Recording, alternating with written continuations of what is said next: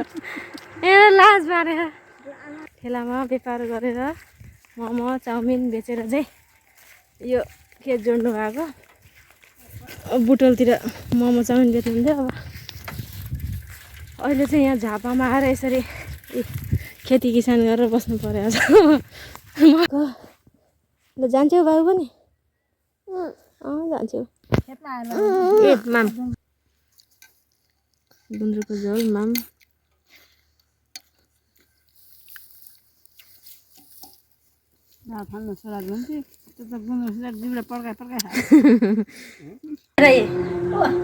बाबु ए बुढी बसेछ नि यहाँ। अब हामी हिँडेको खेततिर। यहाँ यो हलो अब सुरु हुन्छ हाम्रो ब्लग। तर हाय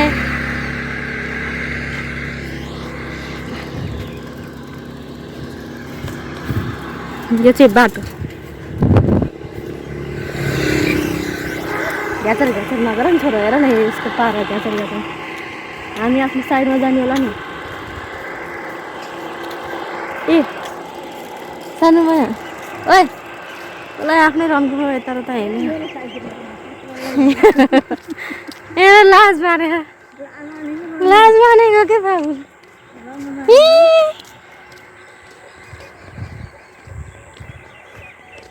अब खेत पुगेपछि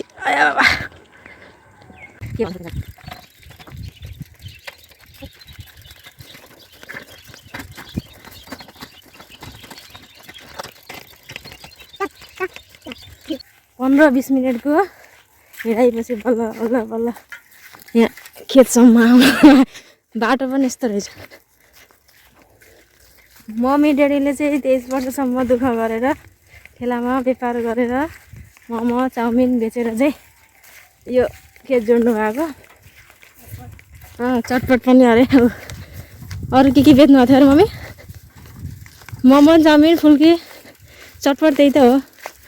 23 वर्षको सङ्घर्षपछि चाहिँ बल्ल बल्ल यो जोडेको सम्पत्ति। कति वर्ष त?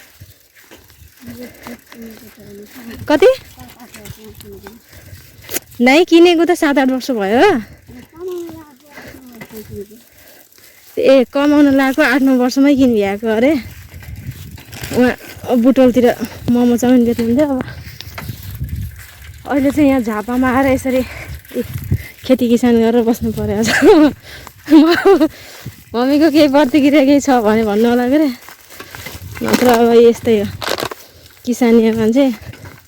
अहिले चाहिँ मकै छ।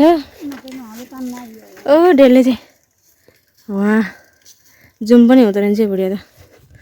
जुम गर्नु खोजेको भएन। कहाँदेखि हो? यही होइन यो खेत? ए उता पल्लो है जो यता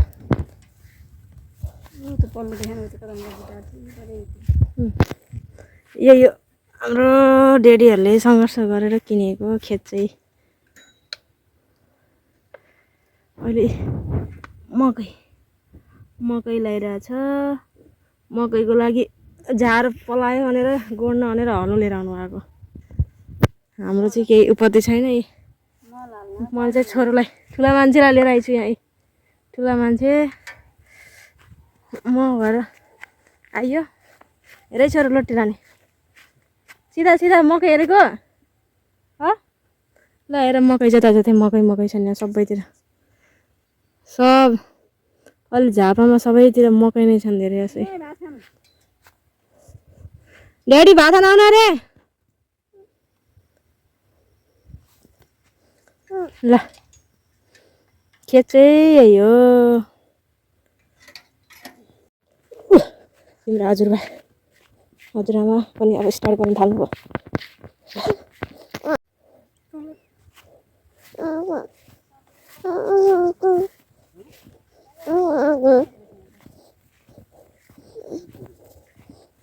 के गर्नुभएको भन न बुवालाई। बुवा के गर्नुभएको? ल जान्छौ बाबु पनि? जान्छु। तिमीले गर्न सक्ने केही खोपी छैन त्यहाँ। के जाने त्यसै तान्न सक्छौ?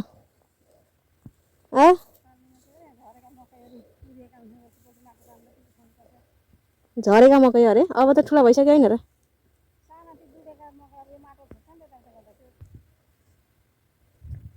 झार्छ त बाबु झार्छ त कस्तो राम्रो सिना तिम्रो टोपी देखेको छौ यहाँ त टोपी मम्मीले थपे लाएर स्या स्या गरे जस्तो मम्मीले हजुरले कतिवटा ड्याङ तान्नु दुईटा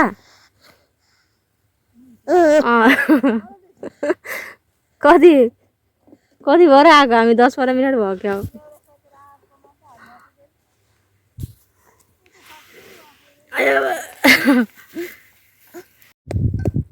अति गर्ने कि कहाँ माम खान्छ अरे भर्खरै माम खाएर आएको होइन माम खाने यस्तो हालत छ तिमीले माम खाने अरे ल ए माम भोक लाग्यो धेरै काम गरिन्छ र आज थपेला हैन गुन्द्रुकको झोल माम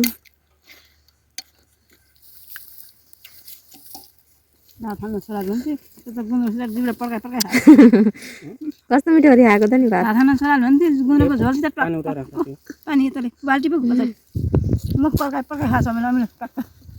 पानी मात्रै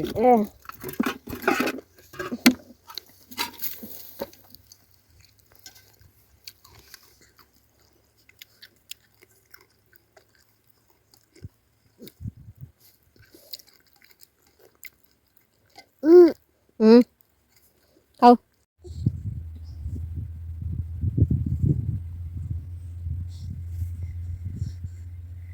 होशियार छोरा ल अब म जान्छु ड्याङ तान्न तिमी एकछिन बस यहीँ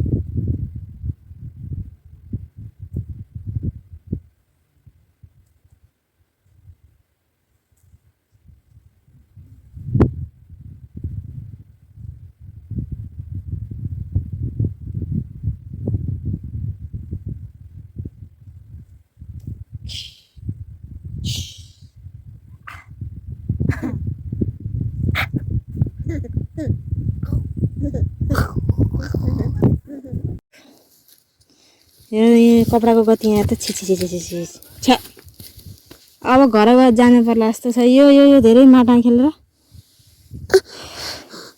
नै गर्ने अब अटो जान्छ यताबाट सिधै जान्छ र उता फुलगासीतिर एकजनालाई के लान्थ्यो र खै अलि धेरै प्यासेन्जर भए पो लान्छ ल जाम इन आऊ नाना प्याक गर्ने तिम्रो जुत्ता हेर त ए जुत्ता यस्तरी माटो लाग्छ मेरो टुप्पी बाजे टुप्पी बाजे ल बाई गर्दै त आमा ए बाई उता पऱ्यो हुनुहुन्छ आमा कहाँ यहाँ हुनुहुन्छ र हामी त अब हिँडेको यो धेरै चकचक गरेर माटोमा न आमा बुवा हुनुहुन्छ